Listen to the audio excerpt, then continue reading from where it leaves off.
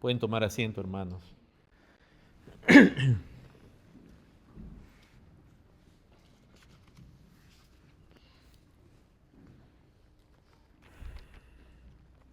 Estamos dedicando este mes a hablar de la familia en cierta manera, y teníamos quizás la intención de tocar también lo de los hijos, pero no se va a poder. Nos estamos centrando solo en lo que es el matrimonio, que es la esencia, la base de la familia.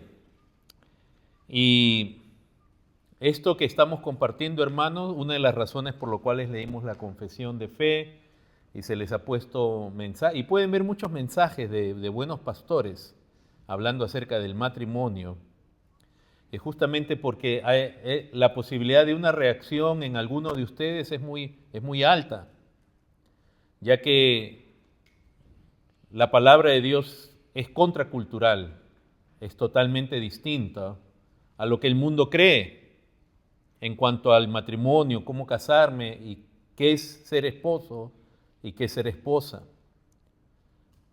Entonces no queremos que tengan la seguridad para los que quieren creer que estas no son ideas solo o del pastor o de un hermano y que es legalista, sino que son cosas que Dios establece claramente en su palabra, pero que la cultura ha desechado, y lamentablemente la misma iglesia ha abrazado la cultura, ha abrazado los errores de la cultura y quiere que le vaya bien. Y entonces uno puede ser salvo, hermanos, y estar creyendo en cosas que son totalmente opuestas a Dios. Hemos mencionado en otra prédica cuán sorprendente es para nosotros que hombres de Dios y grandes hombres de Dios, por ejemplo, hayan practicado la poligamia, hayan tenido varias mujeres, como David y Salomón y otros. Como Abraham, siendo el padre de la fe, tuvo un hijo con la esclava. Hermanos, culturalmente eso era aceptado. Y hay momentos donde tenemos que ver nuestra perspectiva del matrimonio, de las relaciones, y examinar y decir, esto es solo de la cultura en la que vivimos, y en medio sobre todo de una cultura que está más dada al placer y al egocentrismo que a honrar a Dios. Entonces, hermanos, también quiero recordarles que lo que estamos compartiendo no solamente es contracultural, tiene que ser bíblico y tiene que ser algo que la iglesia cree, la iglesia genuina. Lamentamos que muchas iglesias ahora abracen otras creencias. Pero aparte, hermanos, esto que compartimos no lo compartimos desde el punto de vista de la impecabilidad, es decir, como que uno comparte, todos son pecadores menos yo. No, ese no es el caso. Cristo dio su vida por todos nosotros. A todos nosotros nos encontró en pecado, profundo pecado, en muerte, en situaciones que no deberíamos estar. Y de ahí nos rescató Dios. Cristo pagó por nuestros pecados.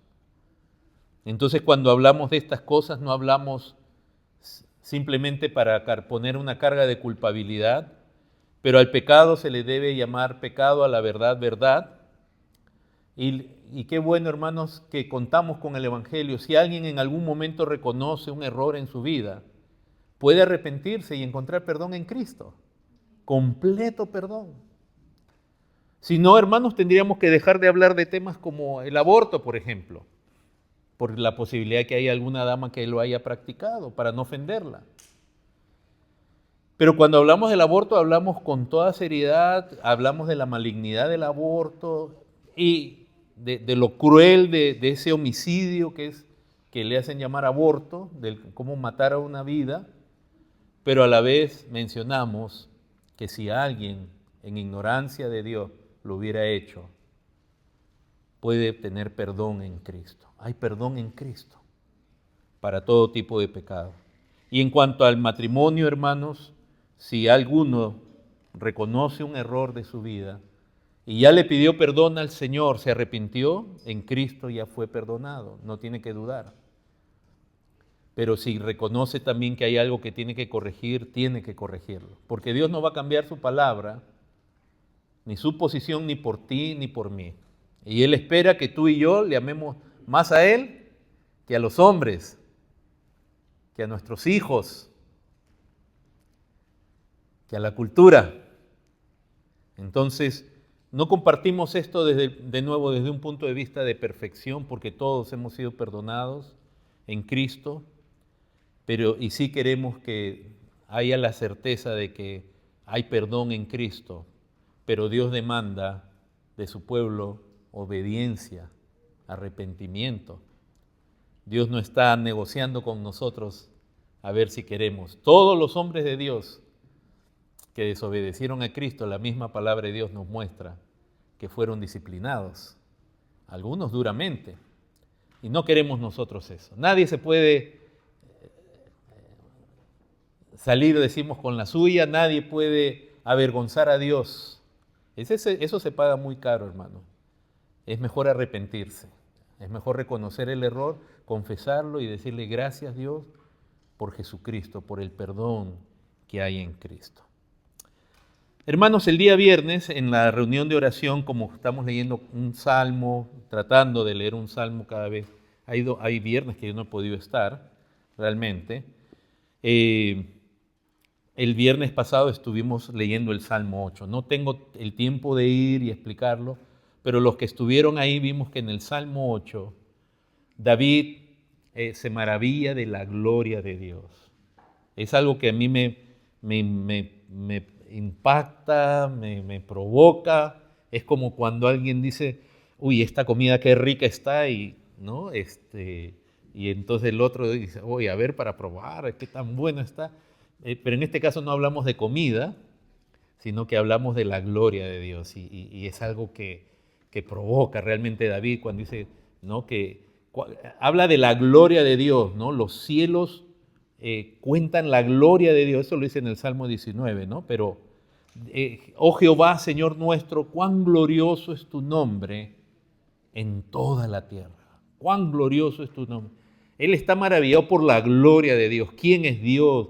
Sus atributos. Es Dios verdadero. Y de pronto más adelante, él dice que cuando él ve los cielos, que son obra de los dedos de Dios, lo cual da a entender, no que Dios tiene dedos literalmente, pero fue un trabajo fino de Dios. Lo que tú haces con los dedos es algo delicado, ¿no? Las damas nos muestran esa delicadeza en los dedos, ¿no? Cómo hacen cosas tan bonitas. Y Dios hizo los cielos, dice, ¿no? La luna y las estrellas, dice, que tú formaste, ¿no? Entonces, él ve la grandeza de los cielos y él ve la creación del hombre y lo ve al hombre pequeño. Pero David, antes de llegar a ese punto, él menciona algo que parece extraño, porque de pronto dice, de la boca de los niños y de los que maman, fundaste la fortaleza a causa del enemigo, para avergonzar al enemigo. ¿Qué tiene eso que ver? Que uno ve, hay algo muy interesante en la gloria de Dios y cómo es como si David estuviera viendo el propósito de Dios como creador y aún en redentor, que en los más tiernos, en los más débiles, los más frágiles, los más necesitados, en ellos, con ellos se va a glorificar Dios, porque decíamos el viernes en ese pasaje que el Señor Jesús, en su interpretación, él dice, de la boca de los niños y de los que maman, fundaste la alabanza. La alabanza a Dios. Y entonces compara al hombre con los cielos y es algo muy pequeño. Es que es el hombre para que le visites. Dice que lo ha hecho un poco menor que los ángeles. ¿Qué es el hombre para que le visites y el Hijo del Hombre para que tengas de él memoria? Le has hecho un poco menor que los ángeles. Y dice, le coronaste de gloria y honra. Y en el Nuevo Testamento, en Hebreos, esa porción se aplica a Cristo. ¿Qué tiene que ver esto con el matrimonio, hermanos? Miren, Dios es glorioso. Dios crea los cielos, que es algo majestuoso, y crea una criatura llamada el ser humano, el hombre, varón y mujer. Y David sabe qué somos nosotros comparados con el universo. Y aunque los ángeles somos menores que los ángeles, pero nos concede la gloria y la honra. Nos concede la gloria y honra de Dios, no tanto que Él nos está glorificando y honrando a nosotros. Y aunque los niños, los más frágiles, le alaben, y Él menciona algo así, a causa del enemigo, ¿no? De la boca de los niños y de los que maman, estableció una fortaleza. Y entonces el hombre, hermanos, y así comienza, si se dan cuenta en Génesis, Dios comienza creando los cielos y la tierra. Y termina creando ¿a quién? Al hombre. El hombre, lo último que Dios crea en los 6 días de la creación. Y entonces David es como que viera eso, que él ve los cielos que son obra de sus dedos, las lunas, las estrellas, y ve al hombre. Y dice, ¿qué es esta criatura tan pequeña? Y él es ser humano, que le has concedido gloria y honra. Y a los más frágiles de entre ellos, los más débiles, les concede que Él sea alabado, que Él sea exaltado, y eso va a avergonzar al enemigo. Fíjense, hermanos, que el hombre, siendo una criatura inferior, fue hecho a la imagen de Dios, que es Cristo, fue hecho en la semejanza de Dios, que nos habla de la relación que hay en este Dios trino, donde hay una igualdad, donde hay una sumisión y donde hay una exaltación de uno al otro. El hombre fue creado con propósito, con señorío sobre todo, fue bendecido, fue instruido, Dios le revela su voluntad y Dios lo va a proveer, lo va a cuidar, lo va a sustentar. Le da sustento. Pero Dios no crea solamente en el capítulo 1 de Génesis a un varón, sino que el capítulo 1 de Génesis hace ese énfasis. Creó al hombre, varón y mujer los hizo. Ese hombre que es más pequeño. Pero ese Salmo 8 de nuevo nos habla de un enemigo ahí. Y el Salmo 8 tanto comienza y termina con esa expresión de alabanza a Dios, ¿no? De exaltación a Dios, donde se habla de la gloria de Dios en toda la tierra, ¿no? Oh Jehová, Señor nuestro, cuán glorioso es tu nombre en toda la tierra. Hermanos, el pecado deformó al hombre del propósito original de Dios, a todos nosotros. Y esa mención del enemigo a mí me llama la atención. Yo me pregunto, no estoy queriendo inventar una nueva doctrina ni nada, pero cuando los pasajes que normalmente se usan en las Escrituras, en Ezequiel, etcétera, para hablar de Satanás y de su orgullo, fíjense que Satanás cae primero. Él se rebela contra Dios. Él se enorgullece. Dice que, al menos en Ezequiel, en la parte que se usa donde se habla del rey de Tiro, pero que normalmente los comentaristas dicen que se refiere a alguien antes que influía a ese rey, porque dice, en Edén, en el huerto de Dios estuviste.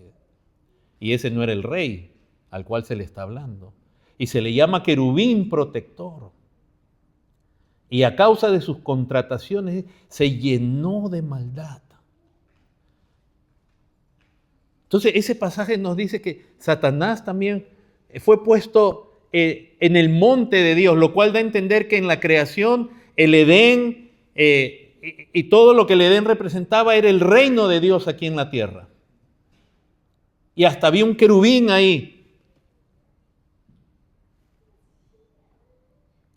Y cuando cuando Satanás se llena de maldad, dice, hasta eras perfecto en todos tus caminos hasta que se halló en ti maldad. ¿Y qué hace Satanás en su maldad?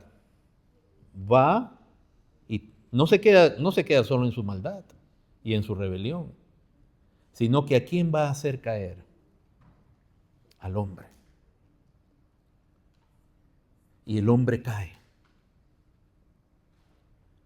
Y Dios, hermanos, que había diseñado que la plenitud de lo que es ser hombre, ser humano, la imagen de Dios, la semejanza de Dios, el propósito de Dios, la obediencia que le debía a Dios, la revelación que Dios le daba, todo ello, su plenitud debía alcanzarse en el matrimonio y formar una familia que iba a ser toda la raza humana una familia. Y no iba a haber muerte. Toda la raza humana iba a ser una sola familia, donde Dios se iba a glorificar, pero a Dios el pecado no lo toma por sorpresa. Y ya desde antes de la creación del mundo también Cristo ya fue destinado, porque Dios sabía, Él decreta, ¿no? La entrada del pecado no quiere decir que es la causa, es la criatura que cae en pecado, es Satanás y es el hombre que cae en pecado por sí mismo, y Cristo, fíjense ahora esto, Él se hace hombre. Y es en Cristo que ahora nosotros estamos siendo restaurados a la imagen. Hemos sido injertados en un cuerpo donde aprendemos a amar, a ser humildes, a servir a otros, a darle honra a otros. Y ese tipo de relación comienza en el matrimonio. La plenitud de que como fue diseñado, pero que Dios sabía que eso iba a caer por causa de las criaturas, pero para que nadie acuse a Dios de que Él hizo al hombre o a Satanás con defecto, no, Él dice, lo hice bueno. Pero hay esa deficiencia en la criatura de caer en el mal. Entonces Dios es en Cristo, en el postrer Adán, que está cumpliendo su propósito. Y Adán fue hecho a la imagen de Dios, pero Cristo es la imagen de Dios. Él no fue hecho a la imagen de Dios. Y Él, como dice en Colosenses 1, verso 15, Él es la imagen del Dios invisible, el primogénito de toda creación. Y a Cristo también se le llama el primogénito de los muertos, para que en todo tenga preeminencia. Porque la manera Él de redimirnos fue muriendo en la cruz. No fue mandándonos solamente un mensaje de tú puedes ser mejor, supérate a ti mismo. Entonces ese propósito ahora en nosotros se está cumpliendo, habiéndonos Dios hecho parte de la familia de Dios, de su familia, y ahora el matrimonio, que era el lugar donde en el diseño inicial de Dios el hombre iba a alcanzar su máxima plenitud, ese matrimonio ahora en las Escrituras lo vemos que es entre Cristo y la iglesia, donde todos nosotros vamos a alcanzar la plenitud de lo que Dios quiso hacer en nosotros. En esta vida llegaremos a cierta altura, digamos, a cierto límite, no acabaremos siendo perfectos, pero en la resurrección seremos hechos con Él. Y de ahí que viene una boda. Cristo se va a unir, o sea, se celebra el matrimonio. Lo que Dios diseñó entre Adán y Eva es ahora en Cristo y su iglesia. Hermanos, ¿qué tiene que ver esto con el matrimonio? Que ahora es entre Cristo y su iglesia, el grupo de creyentes. Una unión perfecta, una unión con alguien que no va a caer como cayó Adán, una unión de un verdadero varón, de un verdadero hombre, que es Cristo hombre. Un hombre que no va a ceder al pecado, aunque su esposa quiera comer de lo prohibido. Él es ese hombre que va a permanecer fiel a su padre, pero para salvar a su esposa va a dar su vida como la dio. Va a amar a una iglesia que todavía está con arruga, con mancha, la va a amar y va a dar su vida por ella. Entonces, el parámetro del final del matrimonio en el plan de Dios es Cristo, el postrer Adán, el nuevo Adán y la iglesia. ¿Por qué hacemos esa introducción, hermanos? Y eso, hermanos, les quiero decir, Es si pudiera usar yo esta expresión, es como una bofetada al orgullo y a la malicia de Satanás, que ve a una criatura más pequeña aún que él, que los ángeles, recibiendo gloria y honra de Dios ahora en Cristo. Porque por causa de Cristo ahora participamos nosotros de la gloria de Dios. Satanás, que es el acusador de los hermanos, ¿saben qué significa esa parte de Satanás del acusador? Que él ve al hombre y dice, ¿pero qué es esto? Él fue y lo acusaba a Job delante de Dios. ¿No ves que él te ama solo por interés?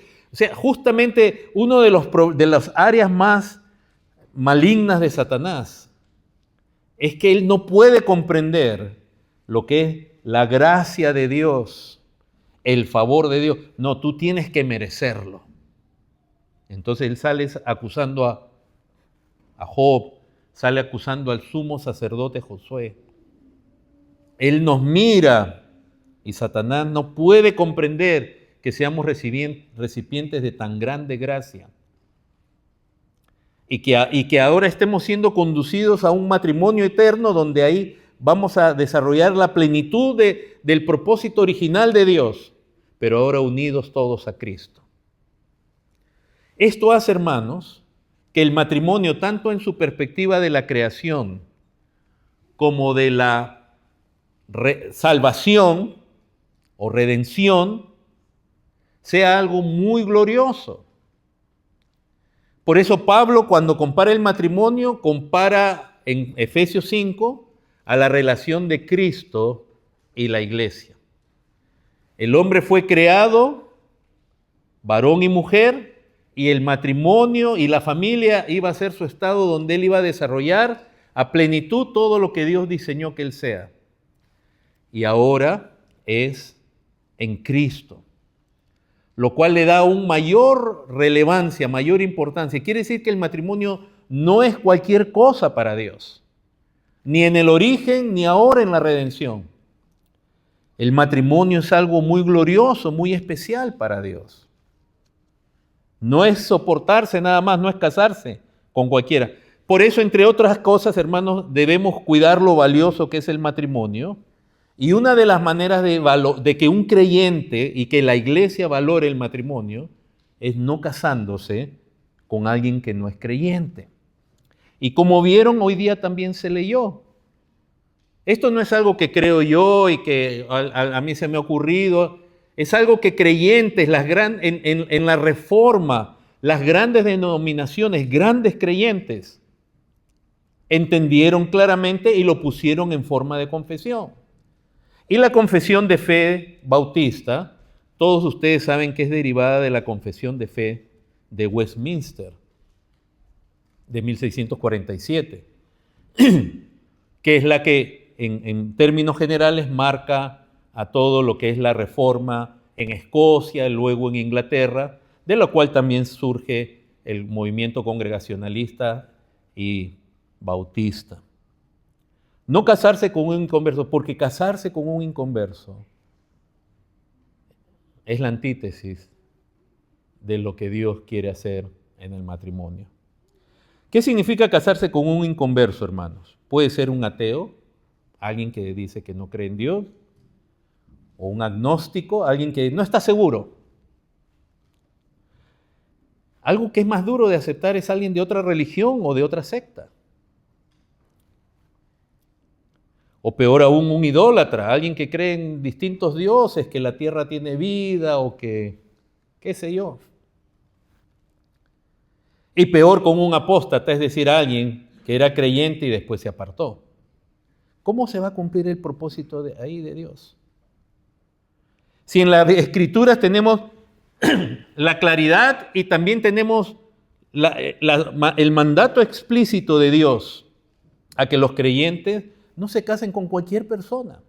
Por ejemplo, Adán y Eva, ustedes recordarán, a ver, me corrigen, Adán era creyente y Eva no. ¿Era creyente Eva? Los dos fueron hechos a la imagen de Dios.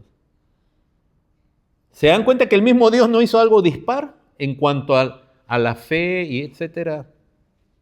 y el propósito de Dios. La palabra nos muestra en Génesis 6, antes de que venga el diluvio sobre la tierra, que los hijos de Dios vieron que las hijas de los hombres eran hermosas y tomaron mujeres de en medio de ellas. Y siempre, solamente por la expresión, y ahí es donde hay problemas a veces en la exégesis, como dice los hijos de Dios, un gran sector de la iglesia dice, esos eran demonios, ángeles caídos, porque la expresión los hijos de Dios se usa para ellos en el libro de Job, entonces tiene que referirse a ángeles. Pero los ángeles no se pueden casar ni dar en casamiento, son espíritus. ¿Cómo van a procrear hijos con alguien que tiene cuerpo? Ahí se está refiriendo a los descendientes del linaje de Adán por medio de Set, que caen en apostasía y se mezclan con las mujeres que vienen de ser del linaje de Caín. Y la maldad llega a ser mucha en la tierra. Usted dice, hermano, ¿cuánta maldad hay hoy en día en el mundo? Pregúntese por qué también. Si la iglesia es la sal de la tierra y la luz del mundo, pero si la misma iglesia se mezcla con el mundo, si la sal pierde su sabor, ¿qué tal la esposa de Abraham? En la esposa de Abraham, Sara, vemos que ella era una pariente de él. Ellos tenían, los patriarcas tenían el concepto, ellos no se casaban con cualquier mujer, aún buscaban dentro de su parentela, y Abraham hace lo mismo para encontrarle hija a ¿quién? A Isaac, su hijo, a Rebeca. Su hijo estaba soltero, ya iba a ser un solterón empedernido, 40 años de edad. Y él llama a Abraham a su siervo y le dice, ve, es mi parentela, allá donde está Labán, ve allá y de ahí trae mujer. Y algo muy lindo en ese pasaje que se leyó ahora, por si no se entendió, es que primeramente él le dijo al mayordomo, le dice, no me agarres hijas de acá. Yo creo casi lo agarra el cuello. Cuidado, haces eso. Y qué lindo que Rebeca, a ella le preguntan, por eso se dice, debe haber un consentimiento, no es algo impuesto.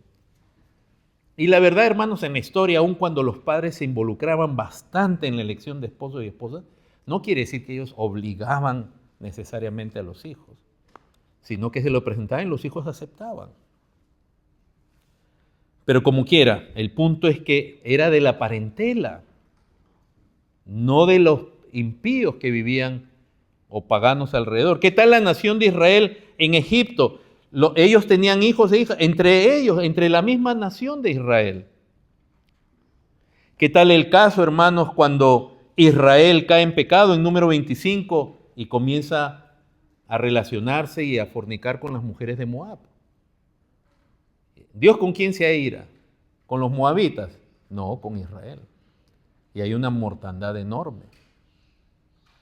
Hasta que alguien valiente ahí dentro del pueblo de Dios para con ese atrevimiento. Porque es cierto, hermano, uno de los hijos de Israel tuvo el atrevimiento de traer una mujer de las que Dios dijo no se metan con ella, la trajo y todo el mundo lloraba, ay, no sé qué voy a hacer. Y agarró la lanza y los...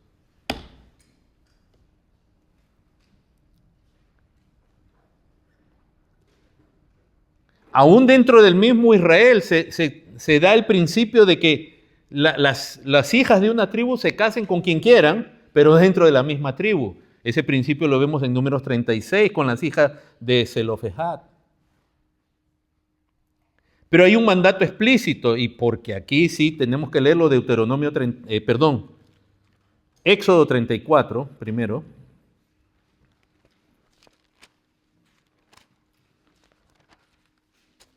Porque cuando yo he escuchado a jóvenes y he escuchado aún a pastores, cuando uno usa 2 Corintios 6, donde dice, no os unáis en yugo desigual, ellos dicen, no, pero no se refiere al matrimonio, se refiere a otras cosas.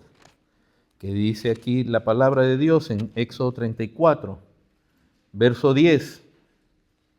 Él contestó, he aquí, se refiere a Dios, yo hago pacto delante de todo tu pueblo, haré maravillas que no han sido hechas en toda la tierra, ni en nación alguna, y verá todo el pueblo en medio del cual estás tú, la obra de Jehová, porque será cosa tremenda la que yo haré. Verso 15. Por tanto, no harás alianza o pacto. ¿Y no es el matrimonio un pacto? ¿O es un contrato? Es un pacto. Y Dios le dice, no hagas pacto con los moradores de aquella tierra. ¿Por qué? Porque te van a desviar. Porque fornicarán en pos de sus dioses y ofrecerán sacrificios a sus dioses y te invitarán y comerás de sus sacrificios, o tomando de sus hijas para tus hijos y fornicando sus hijas en pos de sus dioses, harán fornicar también a tus hijos en pos de los dioses de ella. Fíjense cuán importante es esta ordenanza de preservar cuando Dios está hablando del pacto que está haciendo con ellos y que le está diciendo al pueblo que no haga alianza. Pero también en Deuteronomio 7,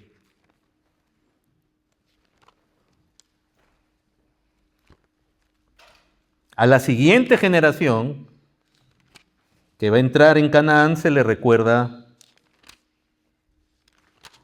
lo mismo. Dice Deuteronomio 7, verso 1. Cuando Jehová tu Dios te haya introducido en la tierra en la cual entrarás para tomarla, y haya echado delante de ti a muchas naciones, al Eteo, al Gergeseo, al Amorreo, al Cananeo, al Fereceo, al Ebeo, al Jebuseo, 7 naciones mayores y más poderosas que tú, y Jehová tu Dios las haya entregado delante de ti y las hayas derrotado, las destruirás del todo.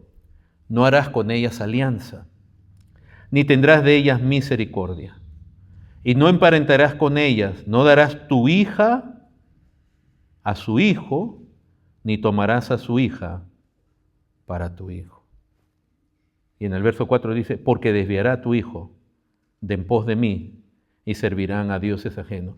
Y usted dirá, ay hermano, pero yo conozco un caso. Entonces nosotros no vamos a agarrar las excepciones donde hemos visto la gracia de Dios para hacer de eso la norma y el permiso.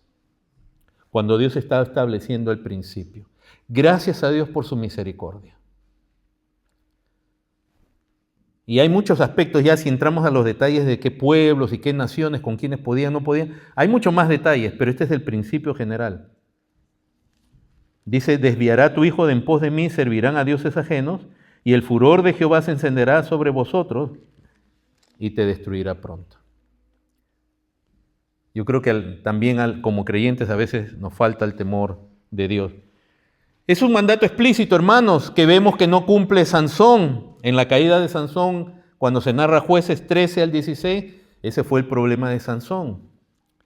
Lo mismo se narra en las Escrituras como el problema en la caída de Salomón, en Primera de Reyes capítulo 11. Él amó a muchas mujeres. Él era el más romántico. Él era más romántico que Luis Miguel. ¿Quién más? ¿Quién más? Para las mayores, para que Julio Iglesias, que él amó a muchas mujeres.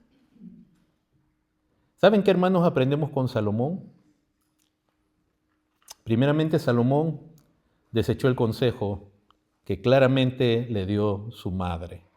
Yo no sé de su padre, porque su padre también cometió errores. No sé si él fue firme, porque eso es algo que a veces frena a los padres. Y ahí te quiero decir, papá, mamá, si tú cometiste un error en cuanto a tu relación, etcétera, confiésaselos a tus hijos en la medida que corresponda y cuando corresponda. No quiere decir que se lo tienes que estar diciendo todo el tiempo. De pronto, cuando venga a tocarse el tema y decirle la gracia de Dios, pero que la persona sepa que eso no es un permiso, sino que Dios ha sido bueno con uno. Cuando uno lee Proverbios 31, uno ve los primeros versículos son las palabras dirigidas a Lemuel, al rey Lemuel, pero nunca en las Escrituras se conoce al rey Lemuel. Entonces los comentaristas dicen, ese rey Lemuel es Salomón. ¿Y qué le dice su madre? Ahí en Proverbios 31, antes de hablarle de la mujer virtuosa, qué sabiduría que hay en Dios, aún en la manera como la Escritura es revelada y es escrita. En el verso 2 le dice, ¿qué hijo mío y qué hijo de mi vientre?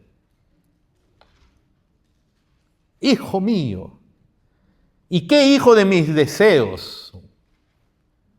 No des a las mujeres tu fuerza, ni tus caminos a lo que destruye a los reyes. Y en el verso 10 le dice, mujer virtuosa, ¿quién la hallará? Pero con Salomón no solo aprendemos que no siguió él el consejo de su madre, un buen consejo, un consejo santo, un consejo sano, consejo que está en las Escrituras como algo bueno, que viene de Dios, sino que Salomón nos enseña que uno puede amar a alguien que Dios desaprueba. O sea, si tú crees que tú enamorándote, sobre todo ustedes muchachos jóvenes, si tú crees que enamorarte de alguien, eso oficializa y legaliza ante Dios, estás bien equivocado. Y es más bien debiera producir temor en nosotros porque uno tiene que estar consciente que justamente es una alta posibilidad de que el amor, por eso hemos dicho, la atracción no es algo santo en sí mismo. Y él amó a muchas mujeres que Dios no aprobaba. Y dice que ellas fueron la causa de su caída. Por eso cuando comenzamos hoy día, el que haya esposa, hay el bien y alcanza la benevolencia de Jehová, realmente es cierto, hermanos, es cierto. Porque un mal esposo, una mala esposa, no creyente, también se leía hoy día que uno ya casado no se debe divorciar solo por el hecho de no ser creyente. Entonces, Dios dice, nos aconseja, no te unas en yugo desigual. Hermanos, ¿qué podemos decir de la reprensión de Esdras en el capítulo 9 y 10, donde Esdras, en el libro de Esdras, reprende él porque se había mezclado el pueblo? Y ¿saben qué? Lo mismo hace Nehemías en el capítulo 13, en los primeros versículos. O sea que esto no es una idea que se le ocurre a alguien porque es legalista y está en contra del amor y, ay, no quieres que yo sea feliz. Bueno, creo que Dios, me parece, a ver, ustedes confirmen, me parece que es Dios quien está más interesado en nuestra plenitud y felicidad. ¿Y quién sería el que está en contra de eso? Más bien Satanás. Por eso en la cultura se esparcen tantas ideas. Y en Estados Unidos, donde ustedes viven, hermanos, lo tengo que decir así, es normal entre los que dicen ser cristianos casarse con un no cristiano. Pablo dice, no os unáis en yugo desigual. ¿Qué comunión hay entre la luz y las tinieblas? ¿Qué concordia hay? Pero si me acompañan ahí a 2 Corintios, yo creo que lo voy a leer porque es importante.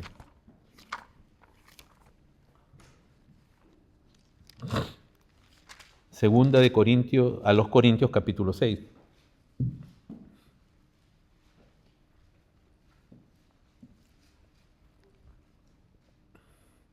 Verso 14.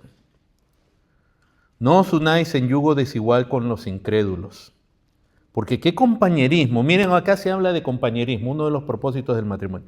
¿Qué compañerismo tiene la justicia con la injusticia? Imagínense, usted está queriendo hacer la voluntad de Dios y la otra persona lo que quiere es a una fiesta, quiere hacer esto, lo otro, y tú quieres hacer lo correcto delante de Dios. Pero luego dice, ¿qué comunión la luz con las tinieblas? ¿Qué relación íntima puedes tener tú que te deleitas supuestamente en Cristo, en su palabra, con alguien que Cristo ni le interesa? Se pierde otra parte importante del matrimonio, es esa intimidad espiritual en Cristo.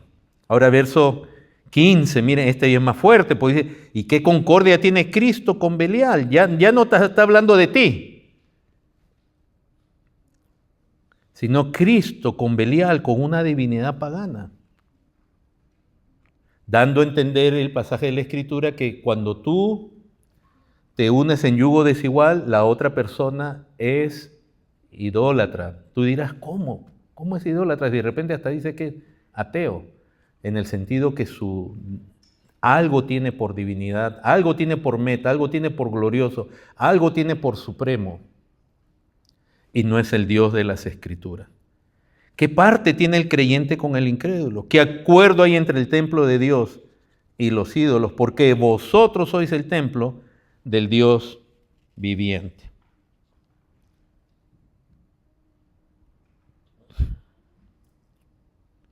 Y por eso Pablo en 1 Corintios 7, por ejemplo, en Efesios 5, donde se habla del matrimonio, se entiende que es matrimonio entre creyentes. Pero en 1 Corintios 7, él sabe como apóstol y como pastor que algunos Cristo los encontró ya casados, ahí conocen a Cristo, su pareja todavía no se convierte, y les dice, no te divorcies, ¿no? Si Él acepta vivir contigo, tú compórtate como Pedro lo aconseja en su primera carta, en el capítulo 3, ¿no? Que la mujer se comporte hacia el hombre con respeto, para ganarlo sin palabras, aquellos que no creen a la palabra.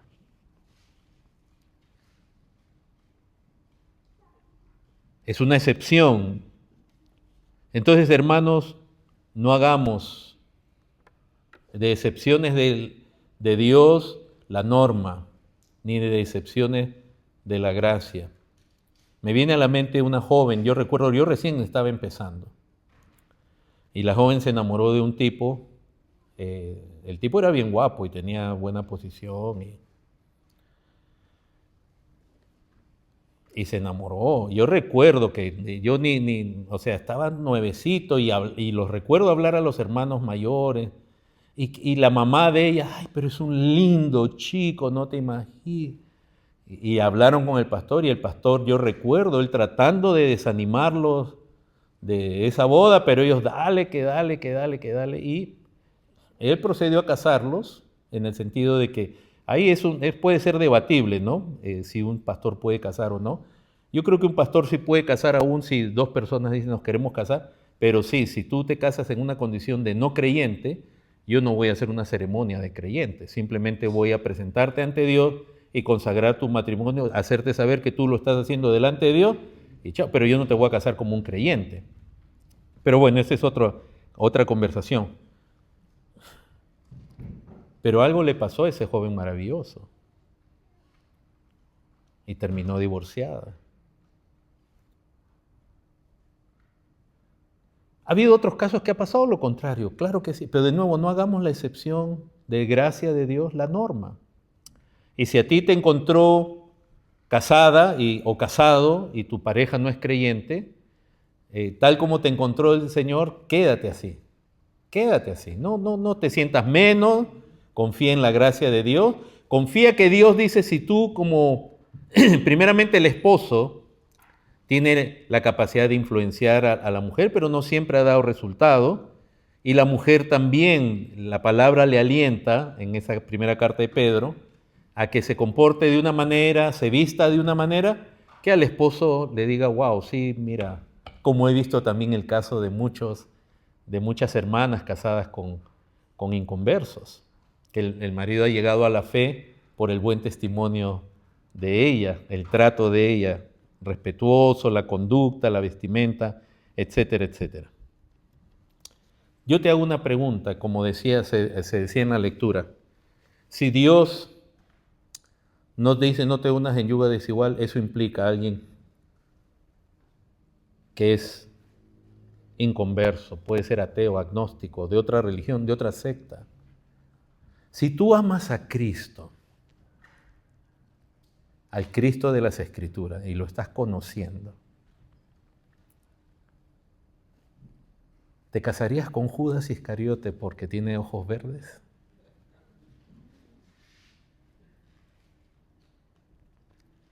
¿Puedes tú realmente, si tú amas a Cristo, te puedes casar con alguien que no tiene el mismo afecto por Cristo? Ayúdame a entender si se puede hacer eso.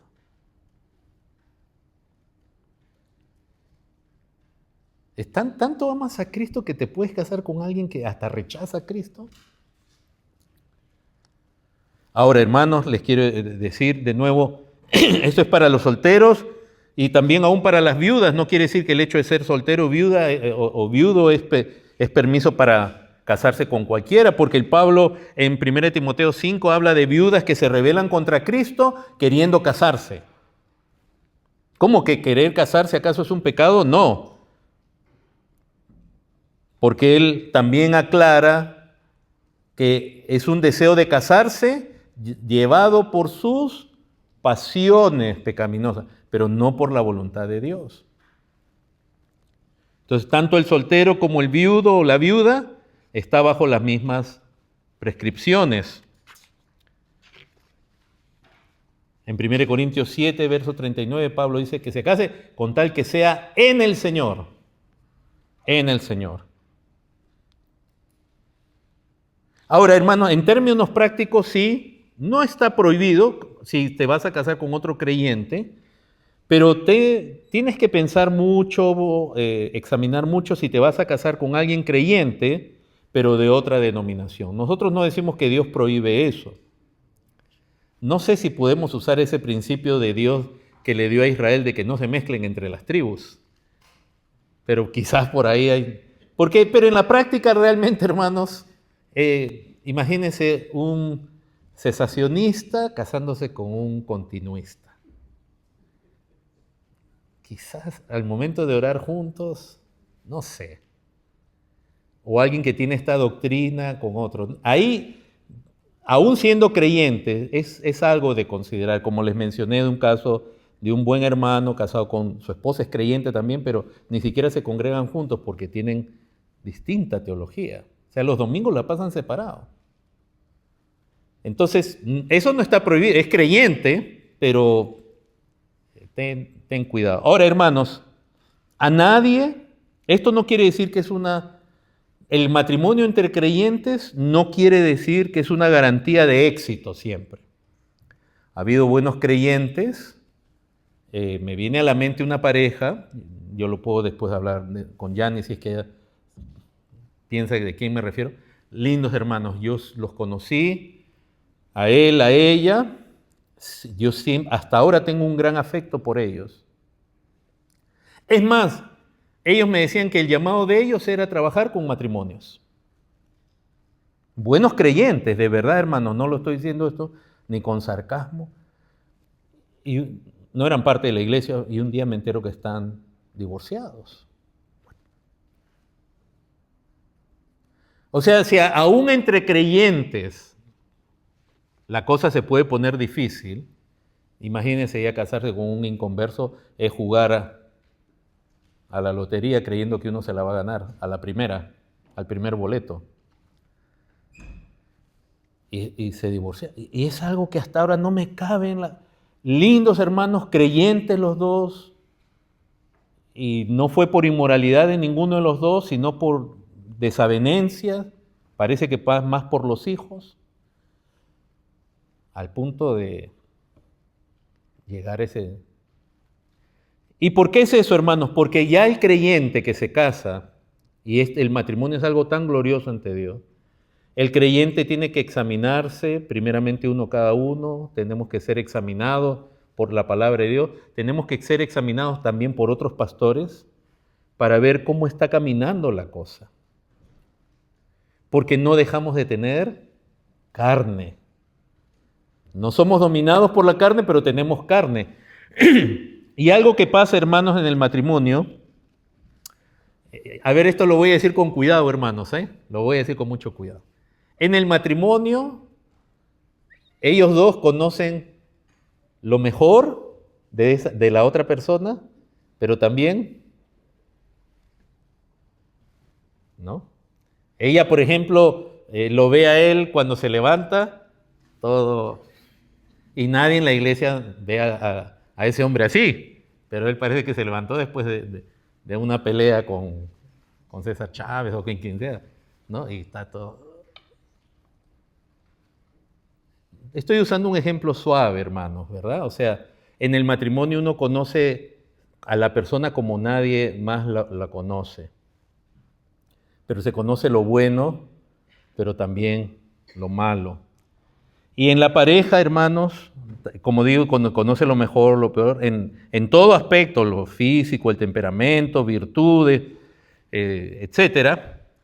Pero uno de los problemas en el matrimonio es que muchas veces en la confianza, en la costumbre que hay de ya, este es mi pareja, este es mi esposo, esta es mi esposa, o de pronto en la nobleza que hay en el cónyuge, uno tiene que examinarse que uno no use eso para una oportunidad de la carne de uno.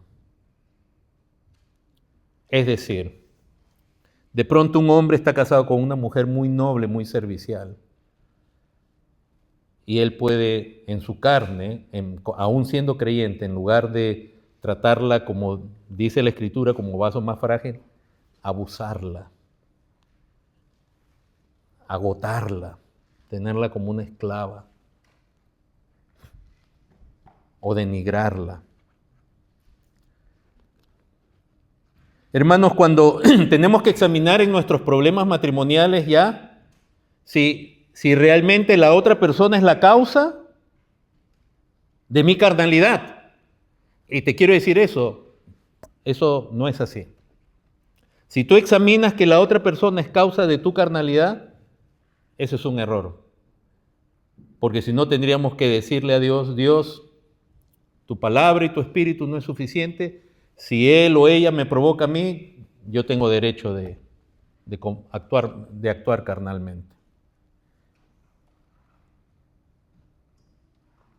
Jesucristo fue probado, fue presionado, fue tentado, fue traicionado, fue ofendido, y él nunca pecó. O sea, no negamos la realidad de que puede haber algo afuera que tiene que ser corregido, pero en la carne de Cristo no hubo pecado. En otras palabras, si uno peca, es porque uno peca. Y ustedes conocen, hermanos, el pasaje. Es muy conocido, Gálatas 5, verso 16. Digo pues, andad en el Espíritu y no satisfagáis los deseos de la carne, porque el deseo de la carne es contra el del Espíritu y el del Espíritu es contra la carne, y estos se oponen entre sí, para que no hagáis lo que quisieres. Pero si sois guiados por el Espíritu, no estáis bajo la ley, dice. Y manifiestas son las obras de la carne. Y ahí comienza, miren esa lista. Adulterio, fornicación. ¿No tiene que ver esas dos primeras con el matrimonio? Inmundicia, lascivia, idolatría, hechicerías, enemistades, pleitos, celos, iras, contiendas, disensiones, etcétera, etcétera, hermanos.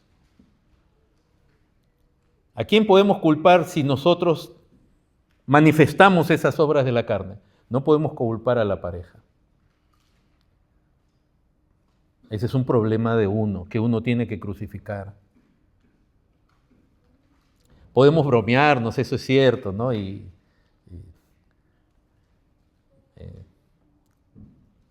Pero hablando ya en serio, la carne de uno no tiene una excusa en la imperfección o aún en la caída de otro. Porque si, por ejemplo, tu pareja cae en alguna situación, o sea, no estamos hablando todavía necesariamente de infidelidad, sino en cualquier área. La pregunta es entonces, ¿cómo lo tratas? ¿Cómo la tratas? ¿Vives el Evangelio? Y aún en el caso extremo de la infidelidad, Dios te llama a perdonar, a ser compasivo. Ahí ya tienes el derecho de, si quieres, divorciarte. Pero a mí no me autoriza a sacar un palo y darle en la cabeza. Esa es mi carne. Entonces, hermanos, en el matrimonio tenemos que tener cuidado con nuestra carne, que no esté abusando y culpando, porque ante Dios no lo ve así. Eso, hermanos, para de nuevo resaltar que aún entre creyentes el matrimonio no siempre está garantizado. Ahora, eso sí, tiene mucha esperanza, mucha ventaja, está la gracia de Dios con ellos, con sus hijos, pero aún ellos tienen que velar.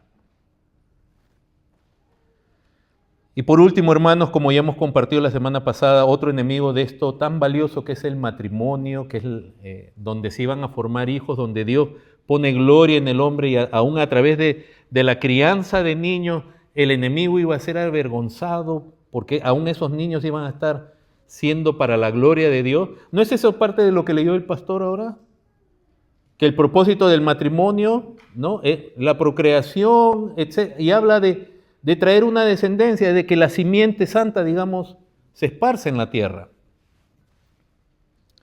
Por eso nosotros también tenemos una posición clara en cuanto al dating o el enamoramiento.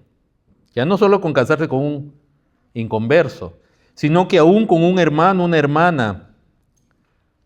Pero la práctica del dating, tanto como aquí, pero ¿cómo hacemos, hermanos? Si en Estados Unidos eso es común en las iglesias. Pero de nuevo, a veces sacamos los ejemplos de éxito y decimos, pero mire, ese sí funciona, así. Si el mundo lo hace, ¿o cómo el mundo consigue esposa? Esposo.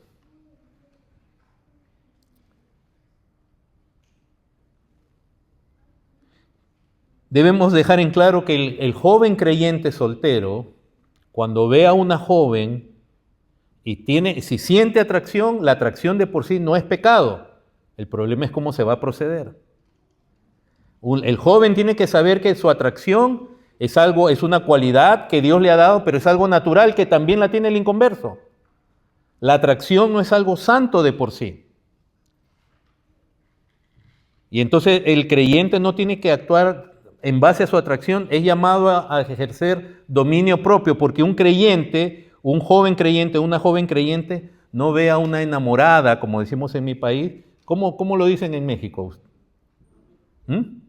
Sí, voy a usar esta distinción. La palabra novia es realmente para el compromiso, o sea, cuando hay un compromiso con alguien para casarse, novio o novia. Pero a veces decimos novio también, en Chile dicen el pololo, no sé, o sea, es alguien con quien tú estás. No hay un compromiso de matrimonio, pero ya estás teniendo una relación. El creyente no ve a una enamorada o no ve a un enamorado, a un pololo o a un novio, como el mundo lo dice, sin compromiso. El creyente debe ver en una persona a un esposo o a una esposa. Si tú ves a un joven, si tú eres una joven y ves a un joven creyente y sientes atracción, estate seguro que tienes que verle como un futuro esposo. Si no lo puedes ver así, entonces mejor espera.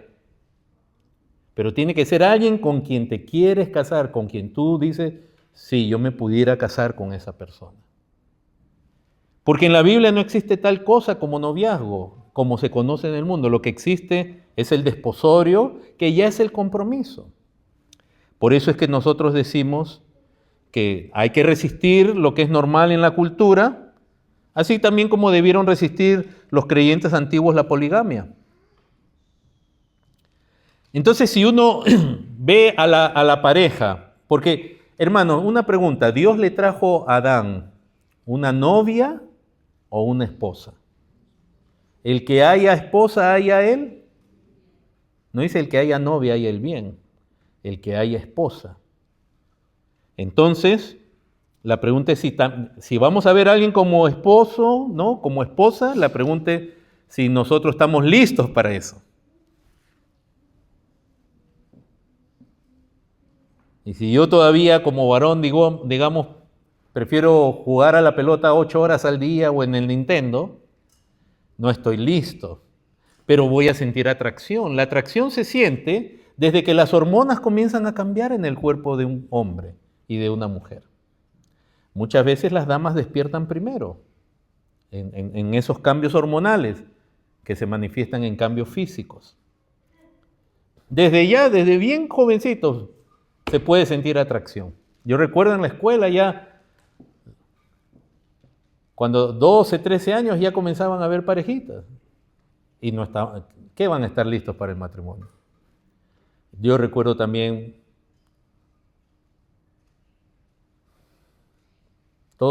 Ninguno de ellos llegó a casarse. Pero la atracción es algo, porque es algo que así Dios nos hizo. Y no quiere decir que tenemos que actuar en base a eso. Entonces, estamos listos, maduros, no para el noviazgo. El noviazgo, hermanos, es fácil, porque el noviazgo no implica compromiso.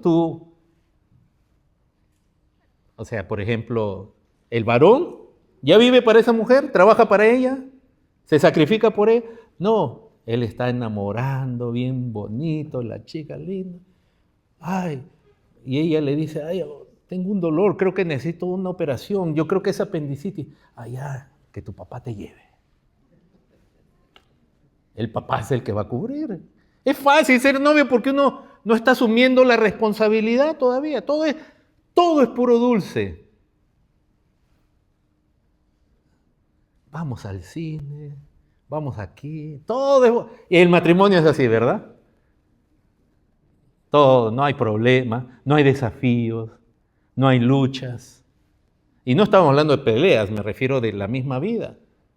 No hay hijos que se enfermen, no hay deudas. Tu papá te lo pague. Y por eso es que es una mala, digamos, voy a usar esta palabra, insuficiente perspectiva de si con esta persona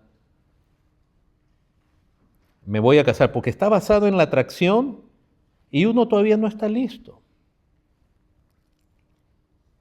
Y en cierta manera, a veces es mejor uno decir, no estoy listo, y que sea Dios quien ponga las cosas de una manera para que... Uno debe conocer su insuficiencia, los jóvenes, y que tienen ese peligro de que la atracción es muy fuerte, hermanos.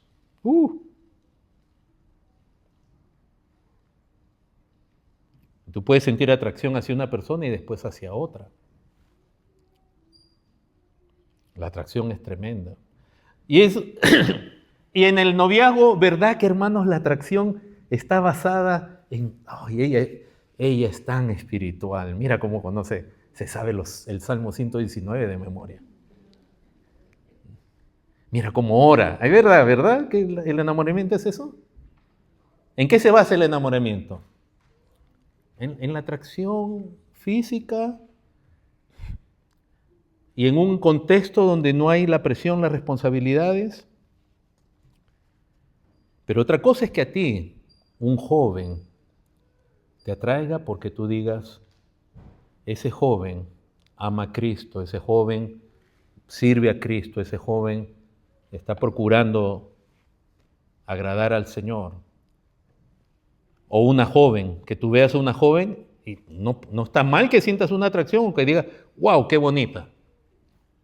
Y yo al final creo que ninguno de ustedes se ha casado diciendo que fea o que fea, ninguno. Todos han tenido una atracción. Pero más que eso, que puedes decir, no, esta joven realmente sirve al Señor. Yo quiero casarme con alguien así, pues yo amo a Cristo y yo quiero a alguien así, si Dios sí es así donde tú lo quieres. Y así por eso hablamos también de esperar, de ver, de conocerse. Para que tú madures tienes que conocer, vivir el Evangelio, aprender a amar, a servir, y no a esa persona en la iglesia. Tienes que tener una madurez mínima, espiritual, emocional, física. Tienes que saber ser soltero. Es más, ya tienes que estar en capacidad de poder sostener a alguien. Si eres varón y te vas a casar, o vas a hacer que tu papá te mantenga. No dice la palabra, dejará padre y madre, se unirá a su mujer.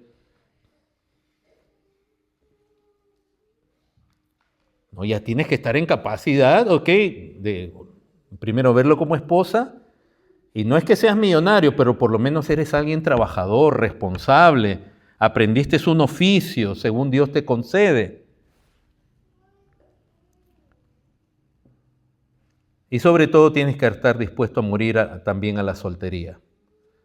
Porque eso es algo del noviazgo, ¿no? También el noviazgo te permite, por un lado, tener lo bonito de la pareja, lo que se disfruta, y a la vez soy soltero. Ay, me voy de viaje. Ah, ok. No están casados. Pero a ver, dígale usted a su esposa, me voy de viaje. Me voy de viaje a la playa 10 días. La esposa va a tener una consejería contigo que... Hermanos, decimos sí al noviazgo si eso se trata del compromiso público a casarse con alguien. Por eso no debemos decirle a los jóvenes si están enamorados, eso es fácil, eso lo hace el inconverso. Sino si ven en esa joven o ella en ese joven a un esposo y ya están listos para casarse. Hay que tener cuidado con nuestra carne. Y ya si hay un compromiso, hermanos, debemos estar conscientes de nuestras debilidades, ser sabios, se recomienda no estar a solas, sin supervisión, estar más bien en grupo, sobre todo en la iglesia, porque estamos hablando de creyentes, y el contacto físico en el noviazgo mínimo, lo menos que se pueda. Y damos gracias al Señor por esos grupos que han influenciado en la iglesia muchas veces. Últimamente no sé si están muy bien, ya no escucho de ellos, pero donde de pronto animan a los jóvenes a hacer un compromiso, un pacto con Dios, de esperar en ciertas áreas de su vida, aún el primer beso, algunos, para el matrimonio. Usted dirá, es exagerado, sí, pero tampoco está prohibido en la Biblia, y ni qué decir otras cosas. Y las jóvenes, me acuerdo que antes, mis hijas cuando eran más jóvenes, se ponían un anillo, ¿cómo se le llamaba? El purity ring, el anillo de la pureza, me voy a guardar para mi esposa. Gracias a Dios por esos ministerios. Ahora, si un joven o una joven cometió error en esas áreas, tiene perdón de Dios, pero no sigue en ello. No sigue en ello. Entonces lo que hace falta es conocer a la persona más, como hablando como hermanos en Cristo, pueden hablarse por teléfono. En la iglesia, se conocen en el contexto de la iglesia, cada uno tiene que hablar de sí mismo, aspectos, expectativas, por ejemplo. Un buen hermano cristiano estaba enamorando con una muchacha, y era una iglesia reformada. Y estaba enamorando y todo muy bien. Y cuando llega ya la boda, la decisión de la boda, pasa que los dos no querían vivir en el mismo sitio. Él quería vivir en una localidad y ella en otra. ¿Y qué pasó? Se separaron. No, después de estar de novio, ante la iglesia, pero no de esa manera del compromiso. Ya cuando llegó el momento, imagínense. ¿Dios perdona eso? ¿Qué creen? Sí, Dios puede perdonar, pero ¿por qué esperar a Él? ¿Cómo no hablaron de conmigo? ¿Cuántos hijos quieres tener? Hay gente que hoy día no quiere tener hijos. Bueno, si Dios quiere, tendremos tantos. ¿Cómo manejamos el dinero? ¿Cómo esto o el otro? Conocerse. También es bueno recibir el consejo de otros, no de inconversos obviamente, ni de los medios de comunicación, sino de los padres, los pastores. Jóvenes, reciban consejo de sus padres y de sus pastores. Ellos les aman sin ningún interés en particular por ustedes. No piensen de sus padres como lamentablemente ha enfermado y han envenenado las telenovelas que presentan siempre a los padres como alguien interesado, que lo único que quiere es que te cases con alguien con plata o de buen apellido, o que no te cases con esta porque es pobre. Toda esa basura la meten y entonces los jóvenes, cuando miran a sus padres en general, ven a alguien con desconfianza. Pero realmente los padres que aman a sus hijos los ven con interés, quieren lo mejor para ellos, y ellos pueden ver cosas que a uno el enamoramiento no le permite ver. Ya terminando, hermanos. No te cases nunca por presión de tu edad. Uy, ya se me fue el tren o se me está yendo. No te cases por eso. No te cases, ten cuidado por manipulación, por interés. O menos no te cases por creer que ahora vas a estar completo. Te falta la media naranja. No, esa idea del alma gemela, etcétera, es una idea pagana. En Cristo tú estás completo. Ahora, si Dios quiere que te cases, en ese matrimonio obviamente va a ser una unión que va a ayudar en el crecimiento de ambos. No te cases por seducción. Ten cuidado si te están seduciendo, sea el varón o la mujer. No te cases por amenaza ni por chantaje emocional. A veces los padres ya quieren un nieto y le están diciendo, cásate, cásate. Y un nieto no es una razón para casarse. Tiene que ser en el Señor. Y sobre todo no te cases con ese idealismo. Él es mi príncipe azul. Y ella, mi princesa. ¿No? Y fueron felices forever and ever. No te cases con él. Eso que muestra Hollywood, eso es mentira. El idealismo pierde contacto con la realidad porque te hace ver las cosas desde tu punto de vista. Ese príncipe es azul porque le está faltando oxígeno. Obviamente tiene una parte que sí debemos valorar, que es obviamente la caballerosidad y todo eso es bonito, ¿no? Dar a entender en ese aspecto, sí, de que el hombre tiene que ser galante, respetuoso, cuidadoso, está bien, y la mujer también.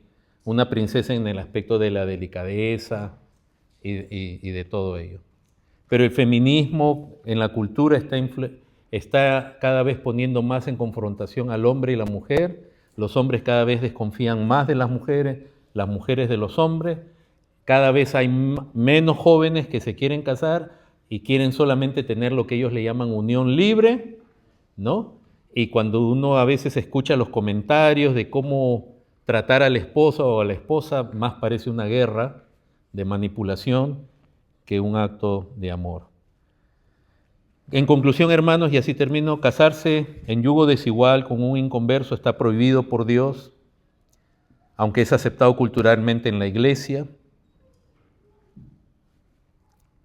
Y es un problema que tenemos nosotros acá. Si alguno de nuestros jóvenes quiere entrar en yugo desigual, aquí no, pero un poquito más allá se lo van a permitir. Es como casarse en una relación prohibida por Dios. No quiero, acá yo estoy consciente que hay niños y evito ciertas cosas que ustedes los adultos entienden y los niños quizás le preguntan, ustedes como padres sabrán explicar. Pero ustedes saben que en las escrituras, como se leyó hoy día, hay otros tipos de matrimonio que están prohibidos.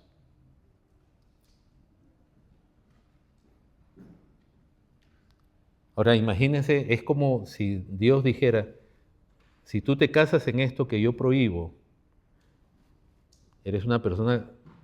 Se lo voy a poner de esta manera. Ustedes saben qué pecado había en la iglesia en Corinto. Era un pecado tal que ni los del mundo. ¿Y es un pecado prohibido por Dios? Que alguien estaba cometiendo en la iglesia.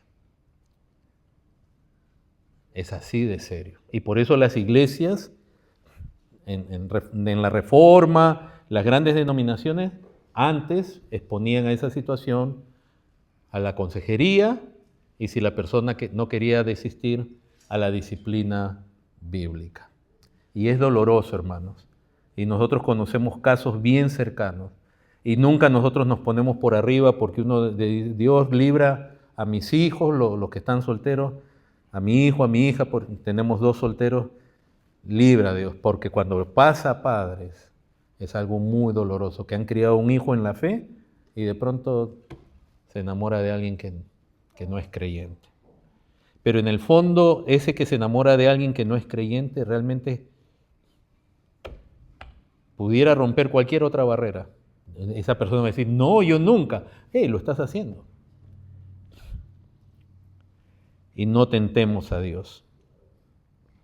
En cuanto al dating, también hemos dicho que nosotros consideramos el contacto físico extramatrimonial como algo pecaminoso. Si alguien me ve a mí agarrándome de la mano, abrazándome o Cualquier otra demostración de ese tipo con alguien que no es mi esposa, ustedes dirían, inmediatamente tendríamos un problemón tremendo, y es correcto, y tendría yo que ser separado del pastorado y puesto en disciplina, y es correcto. Pero no vemos esa misma situación cuando lo practican dos no casados. O sea, condenamos el pecado extramatrimonial, pero no el prematrimonial. Ahí sí parece que está permitido todo contacto físico, salir a solas,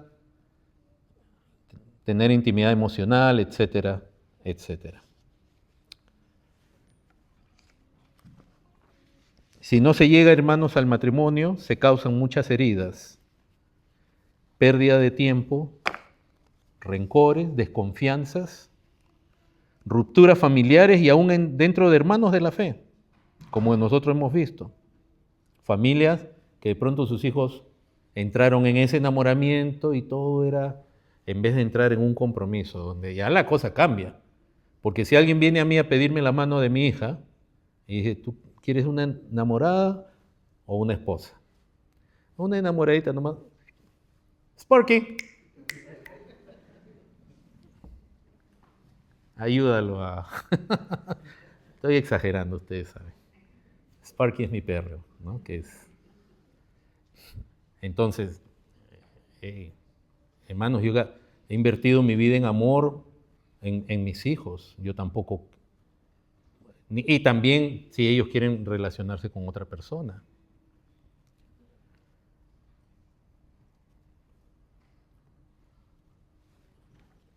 Amén. Les invito a ponerse en pie.